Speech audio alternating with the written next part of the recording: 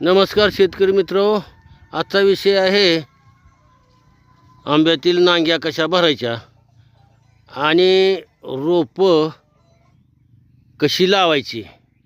फार महत्त्वाचा विषय आहे. तर आता तुम्हाला दाखवणार आहे कोय किंवा रोप कसे लावायचे आणि कुठलं आणायचं आणि काय करायचं. तर मित्र, आपण ह्याच्यात पाणी भरलेलं आहे, क्लोरो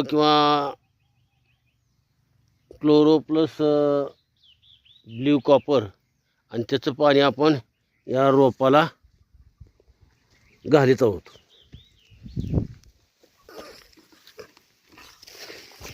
तर मित्रांनो, आपल्या गावरान कोयाला मोड आणलेले आहेत किंवा हे बघा कोई सहित सोटमुळासहित ही अशी रोपं काढायची जिथं आपण गादी वाफ्यावर टाकलेली आहे तिथं, आणि ती कशी लावायची ती सुद्धा दाखवतो. बघा, ती सोटमूळ गुंडाळणार नाही अजिबात, आणि त्या सोटमुळाच्या भोवताली बारीक गाळ जावा असं पाणी वाचायचं आहे. बघा, आता ती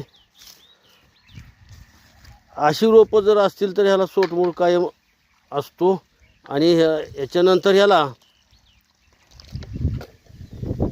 2-3 महिन्यानं आपल्याला ह्याच्यात केशर आंब्याचं कलम बांधायचं, किंवा तुम्हाला जे आवडीचं असेल ती परागीभवनासाठी जर तुम्हाला दुसऱ्या जातीचं कुठलं जर भरायचं असेल तर भरू शकता, कलम बांधू शकता.